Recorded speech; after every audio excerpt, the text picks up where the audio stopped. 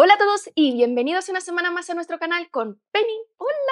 Y yo soy Mary y hoy os traigo por fin la reseña de La batalla de Corrin, que se trata de una novela de ciencia ficción por Brian Herbert y Kevin J. Anderson, estos escritores de fanfics, por decirlo de algún modo, que expande el universo original de Dune creado por Frank Herbert, siendo este el tercer libro de su trilogía de precuelas Leyendas de Dune, que trata sobre la yihad butleriana. Este libro se publicó en el 2004 y entró rápidamente en la lista de bestsellers porque mucha gente pues ve la palabra Dune y no puede evitar comprarlo, porque la verdad es que la recepción por parte de la crítica y de los lectores es bastante negativa. Es una opinión constante que esta novela es la peor de las tres y las otras no es que fuesen brillantes, porque no solamente mantiene los problemas de las novelas anteriores, sino que además añade de nuevos. Para mí, personalmente, el mayor problema es que esta novela tendría que haber terminado poco antes de la mitad y que el resto se alarga artificialmente porque quieren presentar la creación de las facciones y elementos importantes de la saga original de Dune de forma pésima, añadiendo luego encima un final apresurado y francamente malo que me recuerda muchísimo al final que luego escribirán para la saga original de Dune, haciendo esta última parte una verdadera tortura que yo personalmente he tenido que ir combinando con otro libro de ciencia ficción para poder descongestionar mi cerebro y no tirar el Kindle por la ventana. En España, esta novela está siendo publicada por De Bolsillo, como el resto, con 736 páginas. Como las otras novelas, está narrado en tercera persona subjetiva desde diferentes puntos de vista, siguiendo las tramas que ya se habían iniciado en las novelas anteriores, pero encima añadiendo aún más, habiendo tantas tramas que llega un momento que, claro, tienes que ir alternando muchos capítulos y pierdes la trama de los demás. Y si los otros ya tenían un problema de ritmo, pues este ya no tiene ninguno y porque es imposible que este ritmo sea negativo, haciendo el libro completamente inconsistente y presentándonos a personajes que, claro, por la cantidad y la falta de talento de estos dos, son aún más planos y con una gran incoherencia interna. Una de las cosas que más molesta y que también vemos en los otros libros de estos dos señores es que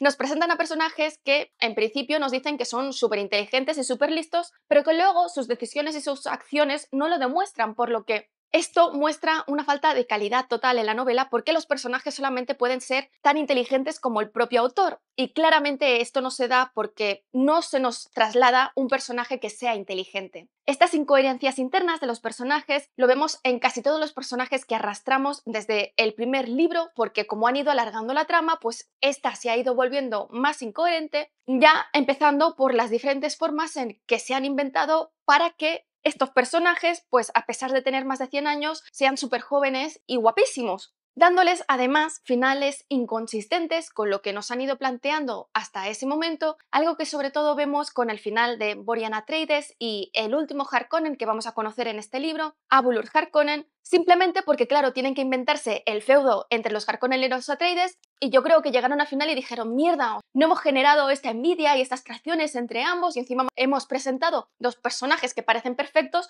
pues ¿cómo lo vamos a generar? Pues siendo incoherentes completamente y dándonos un feudo de mierda, así de claro. Y por otro lado, se mantienen personajes que están completamente agotados desde el final del primer libro o desde el segundo libro, que no aportan nada, dándoles capítulos que lo que hacen es alargar el libro y finalmente llegan a un final absurdo porque estos señores son los héroes de los finales absurdos de los personajes. Para mí, en los que estos más se ve es en cualquiera de los titanes, que están agotados desde el segundo libro, desde la mitad más o menos, y que tienen una trama completamente prescindible y en esta trama lo único que hacen es destruir los personajes que nos habían presentado en el primer libro, convirtiéndose en un chiste de ellos mismos, perdiendo toda consistencia especialmente con el final que les dan. Por otro lado está la trama de Arrakis, que es prescindible desde el principio, no debería ni siquiera existir en esta trilogía, pero es que además no aporta ningún cambio real en el universo de Dune. Y el personaje que utilizan para justificar los orígenes del Fremen, Ismael, lo utilizan después de cambiar completamente su personalidad y los principios que nos habían planteado hasta casi finales del segundo libro. Cuando lo más fácil por lo menos hubiese sido cambiar de personaje, que además se lo ponen a ellos mismos muy fácil al final del segundo libro, pero no lo hacen. Y finalmente, el último personaje que está completamente agotado es curiosamente Omnius, porque en esta novela ya se convierte un chiste de su mismo sobre la incapacidad que tiene pese a ser un ser en principio súper listo, porque si no, ¿cómo se hizo con el control de todo el mundo? Que es incapaz de tomar una decisión acertada y que en este libro, encima, como está agotado, lo que hacen es inventarse que hay una discusión como una especie de guerra interna entre diferentes copias de Omnius. Incluso Erasmus verbaliza que Omnius no siempre actúa de forma inteligente como debería hacer.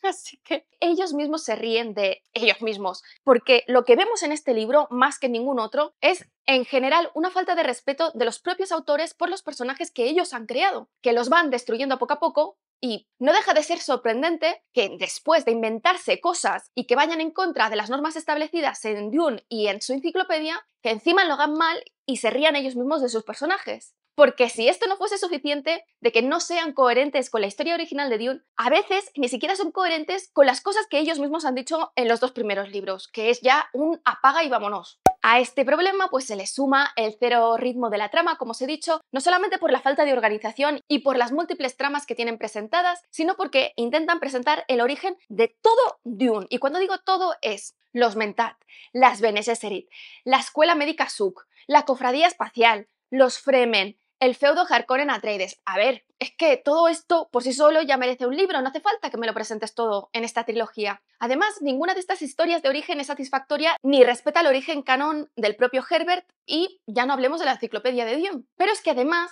ni siquiera se molestan en que estos orígenes sean coherentes con la propia novela de Dune. Porque en algunos de estos casos nos presentan a personajes que son más inteligentes y más poderosos de lo que van a ser dentro de 10.000 años sus descendientes. Así que la lógica de que descubro unos poderes, los voy mejorando y poco a poco pues me voy convirtiendo en más poderoso y teniendo más control. No, aquí es al revés, o sea, empieza aquí y termina aquí. Otra cosa sin sentido. Además,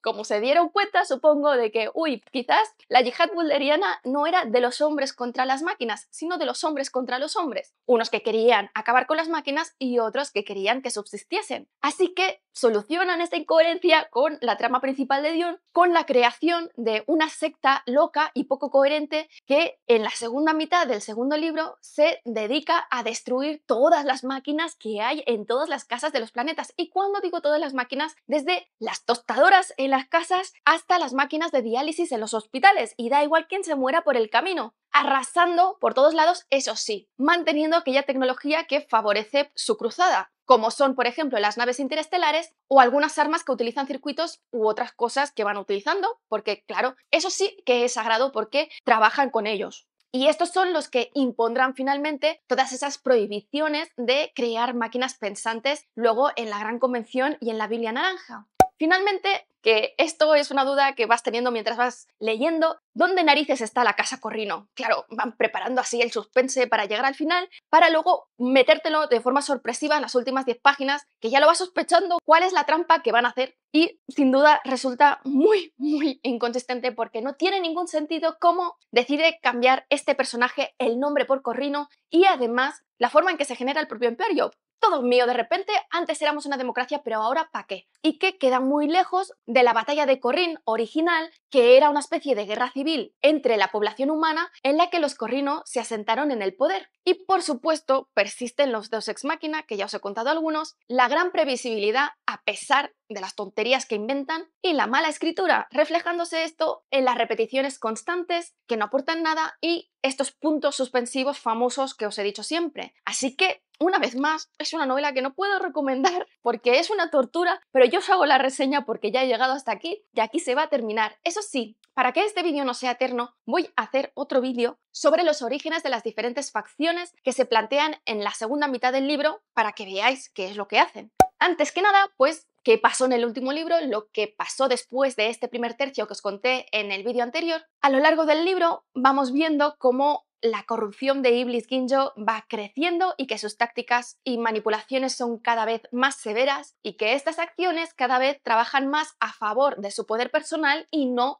del bienestar de la humanidad y de acabar con la yihad. Unas decisiones que a veces incluso son irracionales a nivel táctico porque causan billones de muertes y no tienen una previsión de éxito lo suficientemente grande como para correr ese riesgo. Esto es lo que sucede en la batalla de Ix, que Iblis Ginjo se obsesiona en ir allí, a pesar de que tanto Xavier como Borian le dicen que tácticamente no tiene sentido, que es mejor hacer otras cosas, y cuando están allí en la batalla, él, claro, se mantiene alejado porque sabe que va a ser un desastre, pero tiene muchísima suerte porque en ese momento es contactado por Hécate, que es la titán que en el tiempo de los titanes, antes del surgimiento de Omnius, se separó del resto de los titanes porque no le gustaba cómo hacían las cosas y que viene a ofrecer su ayuda a los humanos. Hay que decir que esto tampoco es un altruismo genuino. Sí que quiere ayudar a los humanos, pero nace más de un deseo de venganza hacia los otros titanes y de que lleva pues ya 1000 años allí sola y se aburre muchísimo. Hécate viaja en una especie de meteorito que utiliza también como arma, y en esta conversación pues Siblis le pide que intervenga en la lucha de Ix porque la están perdiendo, pero que no revele quién es porque quiere mantenerla como una arma secreta. Y en efecto, esta batalla que estaba perdida se convierte en una victoria por la intervención de Hécate, que ella solita destruye casi toda la flota de las máquinas. A partir de este punto, Hécate hará intervenciones puntuales que harán cambiar las tornas de las batallas, pero que también será descubierta en un momento dado por los otros titanes, que por su lado, en este libro, aprovecharán la mala organización y la gran burocracia de los humanos para hacerse con el control de un planeta que los humanos acaban de liberar y así rebelarse por fin de Omnius, ni siquiera por sus propias acciones, sino aprovechando una oportunidad, iniciando una trama que no tiene ningún sentido porque no aporta nada.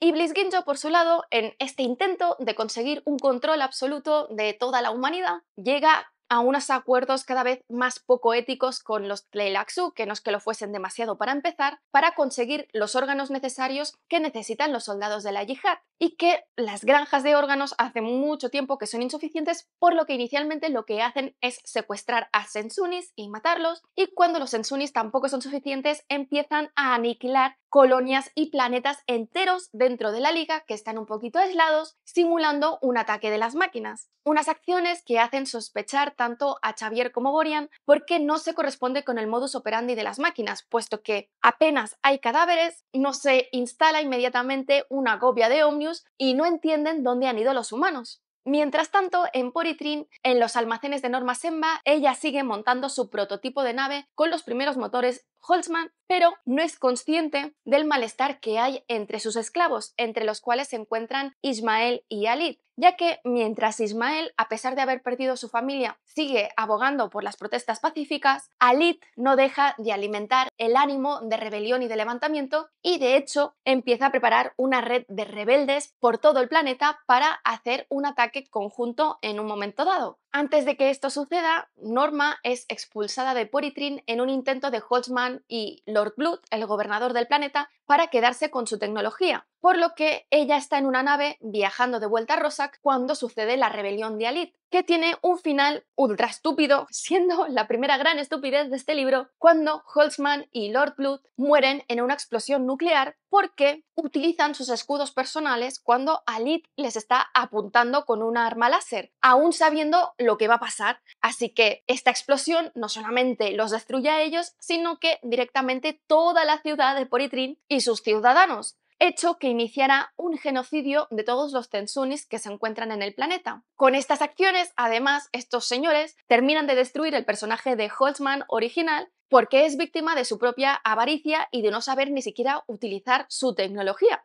Pero mientras sucede todo esto, Ismael, que sabía cuándo se iba a producir el levantamiento, pero no avisa a nadie, obliga al socio comercial de Aurelius, el Tleilax Tukkidar, que de hecho es quien los secuestró originalmente, a poner en marcha la nave estelar para salvar a los más de 100 esclavos que se encuentran en el almacén, a pesar de que Kidar le insiste una y otra vez que esta nave no es como las demás y que es muy peligrosa. Como la opción que tiene es morir a manos de ellos o bien en un viaje interestelar que termina mal, Tukkidar al final pues hace volar la nave y cuando se encuentra en el espacio pone las coordenadas de Arrakis porque son las únicas que se conoce de memoria. Así que llegan a Arrakis, no se pierden por el mundo, pero sí que se estrellan al desierto donde las próximas semanas unos cuantos morirán de inanición y otros comidos por los gusanos, hasta que son rescatados por el grupo de Selim. Aunque en este punto Selim ha muerto en una situación pues bastante lamentable porque lo que hace es sacrificarse intencionadamente para acabar con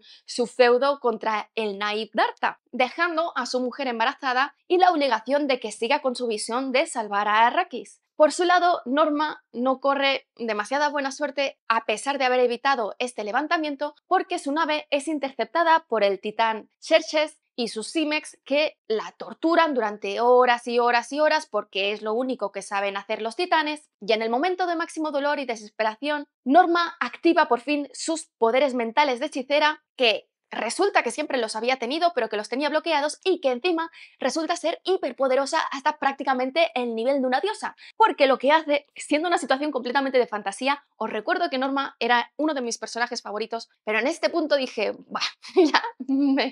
ya renuncio a todo, y mira que sabía en qué se iba a convertir Norma al final. Pero bueno, la cuestión es que cuando se destruye su cuerpo, su mente se mantiene intacta y lo que hace es tomar el control de todas las moléculas de su cuerpo y las reconstruye después de acceder a sus memorias femeninas pasadas a imagen de la mujer más bella del universo, porque así recompensa a Aurelius, que ya la quería siendo fea, pero bueno, así la premia y no tiene que mirar a una mujer fea. Y de este modo, Brian y Anderson destruyen la imagen de las mujeres y apoyan actitudes que son más bien lamentables. Así que bueno, teniendo esta fuerza mental, con un único pensamiento, porque ya os digo que es un dios, mata a Xerxes y al resto de los Simex y luego se va tan tranquila a la luna de Roszak y le manda un mensaje mental a su madre para que se reúna con ella. Claro, cuando Sufa Semba ve a su hija perfecta, hiperpoderosa, más poderosa de lo que ella se podría haber imaginado nunca, se fustiga a ella misma por haberla despreciado y haber pasado de ella toda su vida, y decide que para recompensarla pues va a dedicar lo que le queda de vida en seguir a su hija y hacer todo lo que ella necesite, irónicamente cometiendo otra vez el mismo error de abandonar a la hija que acaba de tener de Iblis Ginjo, Tisia,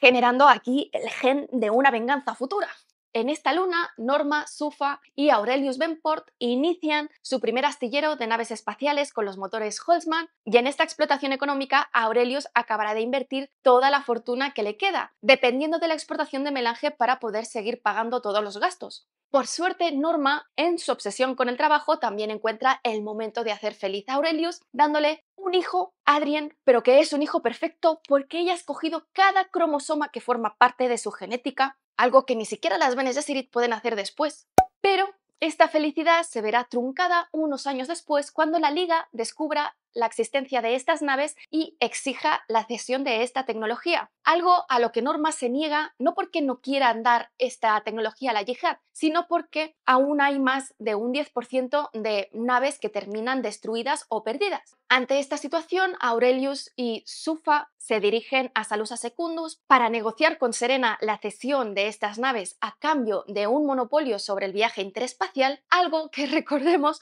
sucede con los Corrino, pero bueno, ¿qué más da? Y cuando vuelven a Roszak, mueren en la acción más anticlimática y sin sentido y que destruye a más personajes con potencial de la humanidad, porque su nave es interceptada por el Simek Beowulf y atacada, pero son rescatados en el último momento gracias a la intervención de la titán Hécate, que introduce su nave dentro de su meteorito para poder salvarlos. Pero claro, como Iblis Ginjo no ha dicho a nadie quién es esta señora, Sufa cree que en realidad es una enemiga y no se para a pensar qué es lo que está sucediendo y decide que por fin, ha llegado su momento de sacrificarse con una bomba mental, tal y como han hecho sus discípulas anteriormente y que ella no había podido hacer. Así que decide utilizar esta bomba mental y así termina la historia de Aurelius, de Sufa y de Hécate, que tenía un potencial increíble para ser ella el origen de la caída del resto de los titanes. Pero bueno, aquí se termina sin haber conseguido nada verdaderamente digno de este personaje. Pero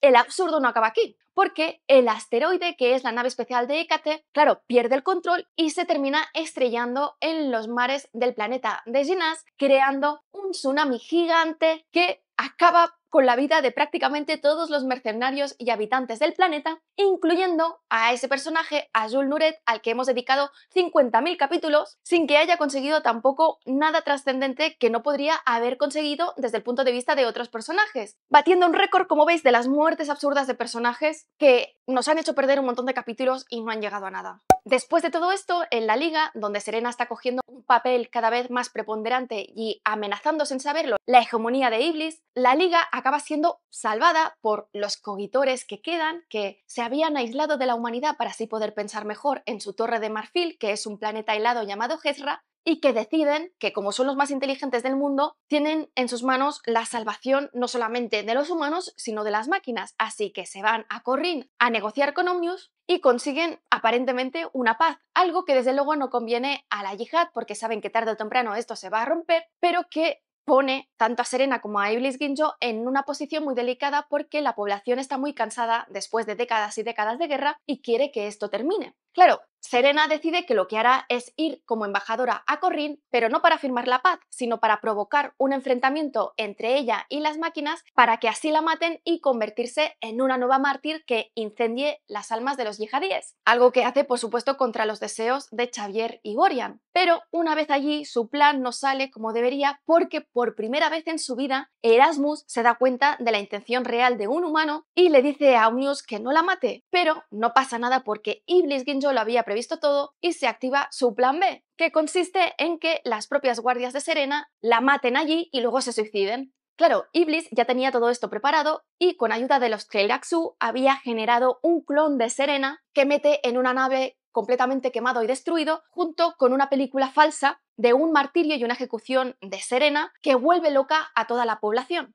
Xavier, cada vez más mosqueado con estas acciones porque empieza a sospechar de varias cosas, aunque no tiene pruebas de nada, estos hechos se concretan cuando acompaña a Iblis Ginjo al planeta de los Tleilaxu para invitarlos a unirse formalmente a la Liga, porque hasta ese momento solamente eran aliados. Estando allí, con la presentación de los Tleilaxu que no le dejan ver qué es lo que están haciendo de verdad, uno de sus antiguos oficiales, que vivía en una de las colonias atacadas, consigue colarse en su habitación a pesar de estar muriéndose y completamente decrépito, y le revela las acciones de Iblis y de los Tleilaxu tanto con los Tensuni como con las colonias, avisándolo de que el próximo objetivo va a ser Caladan. Cuando se da cuenta de que Iblis sabe que él sabe qué ha pasado, Xavier es consciente de que no va a llegar vivo a Salusa Secundus para contárselo a nadie, así que ordena a su ayudante que huya con una de las naves pequeñas rápidas que tienen el motor Holtzman para hablar con Borian y explicarle lo sucedido, mientras él se hace con el control de la nave y la dirige contra la estrella del sistema Tallinn, para así acabar con la vida de Iblis Ginjo, aunque signifique sacrificarse a él mismo y liberar a la humanidad de las maquinaciones de este hombre. Y creo que este final de personaje es el único buen final que hay en toda la saga, porque lo convierte en un verdadero héroe y es completamente coherente con el personaje que se nos ha ido presentando hasta ese momento. El problema es que para la historia únicamente va a ser un héroe para Borian, como ya os contaré después.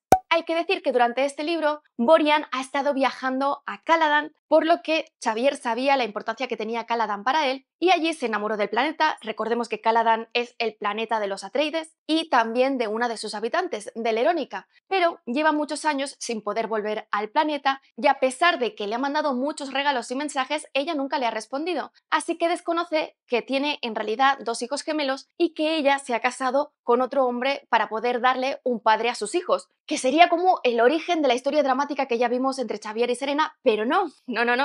porque aquí los Deus Ex Machina abundan y este pobre hombre muere salvando a los hijos de Borian convenientemente un poquito antes de que Borian vuelva a Caladan. Y cuando vuelve pues encuentra a Lerónica libre y viuda y se los puede llevar a todos a Salusa Secundus. ¿Cómo os quedáis? Finalmente, en Arrakis, Ismael y sus compañeros de esclavos de Poritrin son salvados por los rebeldes de Selim, que los han dejado semanas al sol muriéndose a ver si eran dignos de ser salvados. Ambos grupos se van a unir e Ismael, cambiando completamente de personalidad, asumirá las tácticas de Selim que le cuenta a su mujer, convirtiéndose al final del libro en el nuevo líder, casándose con la viuda de Selim y asumiendo la educación de su hijo, el Him, para prepararle para seguir los pasos de su padre en su vendetta para salvar a Arrakis. Y bueno, Vamos a entrar ahora en la reseña de este libro. La novela transcurre 60 años después de donde lo dejó el libro anterior, que terminaba en el 164 antes de la cofradía. Pero ya en la primera página vemos un error garrafal, que es de sexto de primaria, porque estos señores no saben que cuando estás contando años, si es antes de algo, los años decrecen y no suben. Así que nos dicen que empieza en el año 69 antes de la cofradía y que la segunda parte es el año 88 antes de la cofradía. Pero en realidad los números que te salen es que estamos alrededor del 104 antes de la cofradía al inicio de estos acontecimientos.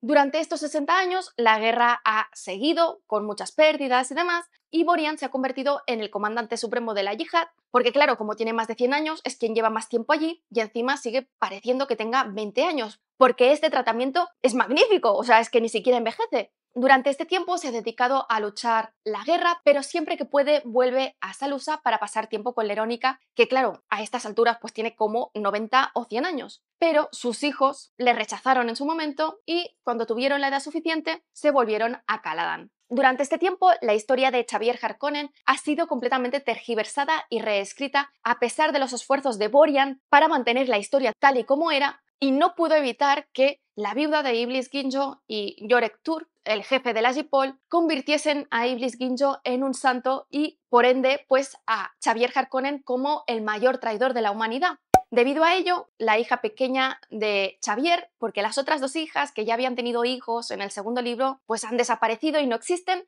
y el marido de esta, Quentin, han renunciado al apellido Harkonnen por vergüenza y han pasado a utilizar el de Butler. Borian ha intentado contarles a cada uno de sus tres hijos la verdad sobre Xavier y ayudarlos dentro del ejército siempre que ha podido, incluyendo a Quentin en su momento. Pero únicamente el hijo pequeño de estos, Abuluz, lo escuchará y decidirá en un momento del futuro cambiar su nombre a Harkonnen. Y esto es porque tiene una relación muy estrecha con Borian, que ve como a su figura paterna, porque su padre y sus hermanos lo rechazan y hacen ver que no existe, porque cuando él nació su madre tuvo un derrame cerebral y se quedó en coma. Por su lado, Norma Semba durante todo este tiempo ha seguido con el desarrollo de los motores Holtzman, pero sin poder reducir este porcentaje de accidentes porque los ordenadores que había diseñado para reducir los accidentes son destruidos por la propia yihad. Durante este tiempo, su hijo Adrien ha ocupado el lugar de su padre y los otros cuatro hijos, que no nacieron en el segundo libro, y eso es algo que tenemos muy claro, ocupan otros puestos de poder dentro de la empresa familiar. Estos hijos sí que existen en la enciclopedia de Dune, pero aparecen de la nada aquí, porque cuando murió Aurelius solamente tenían un hijo, que es algo que se repite además muchas veces por Norma. Norma está cada vez más desconectada de la realidad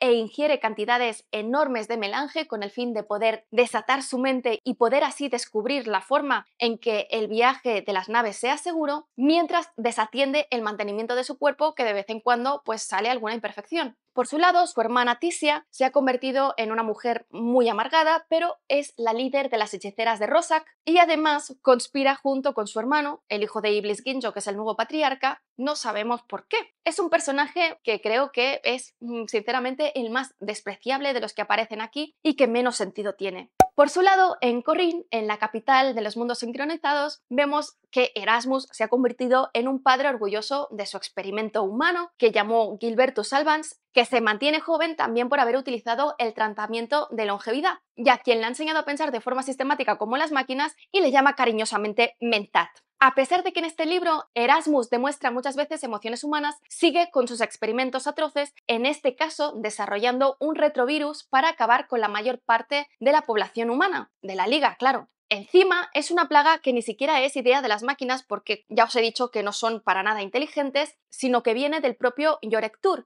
que resulta que siempre había sido un doble agente que trabajaba también por las máquinas y que cuando no consigue convertirse en el próximo patriarca, simula su muerte y se va a Corrin, donde le administran el tratamiento de longevidad, pero mal para que se vuelva loco, y le dan además un planeta para que haga lo que quiera. La plaga en sí está diseñada por un Tleilaxu capturado, por lo que Erasmus lo único que hace es proporcionar los esclavos y hacer el seguimiento del desarrollo del retrovirus. Y finalmente, por su lado, los titanes están intentando reconstruir su imperio Saimek, pero de forma muy patética, como os he dicho, ya que al inicio del libro incluso tienen que huir de los 3 planetas que controlan después de que Omnius les mande varias naves, refugiándose en Hesra, el planeta donde están los cogitores, masacrándolos a todos y quedándose allí durante muchos años haciendo ver que son muy poderosos. Precisamente el primer capítulo de la novela empieza con Erasmus supervisando a los sujetos experimentales de la plaga, que ya casi está preparada porque prevén que puede causar suficientes muertes como para que la Liga pierda más del 60% de su población entre los que mueren de la enfermedad y los que mueren por causas asociadas, dejándolos así vulnerables para un ataque masivo de las máquinas que haga caer a la Liga de los Nobles. Esta enfermedad termina siendo lanzada en pequeñas sondas que son tan pequeñas que son indetectables por los sistemas de defensa de los planetas, pero cuando llegan a su primer objetivo, Parmentier, sí que ven las sondas, pero no consiguen pararlas.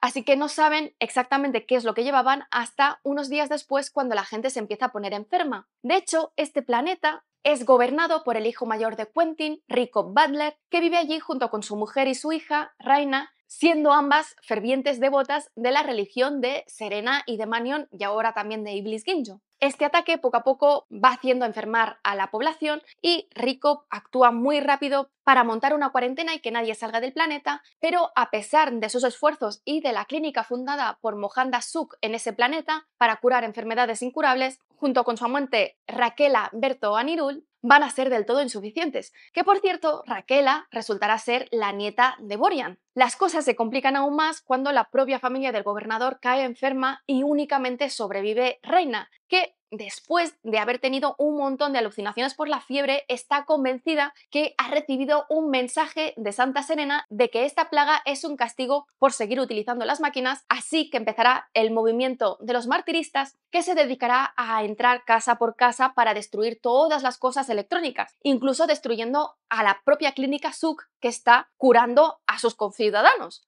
Este movimiento es el que os he dicho que generará la destrucción de todas las cosas electrónicas y que irá planeta por planeta arrasando todo lo que se encuentra y matando a quien se meta por medio, sin importarles lo que tengan que hacer al final para imponer este pensamiento para toda la liga. Pero antes de la destrucción de la clínica, Mohandas y Raquela descubren que la ingestión de melange no solamente mejora la inmunidad de las personas que están sanas, sino que además ayuda a detener el avance del retrovirus y mejora las posibilidades de vivir. Por lo que en este punto empezará también un asalto sin precedentes a Arrakis para la recolección de melange. Mientras sucede todo esto, la Liga no tiene ni idea de lo que pasa, así que Borian decide tomarse unas vacaciones y buscar a otros descendientes de las diferentes aventuras que tuvo antes de conocer a Lerónica, empezando por la propia Raquela. Pero cuando llega a Parmentier será él quien descubra que se está produciendo esta plaga y avise al resto de la Liga de los Nobles. A pesar de que la Liga tiene este conocimiento, la plaga llega a otros planetas y solamente algunos consiguen destruir las ondas antes de que caigan dentro del planeta, y esto provoca que la Liga sea más vulnerable que nunca porque muchos planetas quedan prácticamente destruidos. Para preservar la genética humana, Tisia Senba y sus hechiceras iniciarán un programa para recolectar el ADN de todos los planetas de la Liga que han sido atacados y los que no, y poner a salvo a las personas de las líneas genéticas importantes que aún no estén enfermas.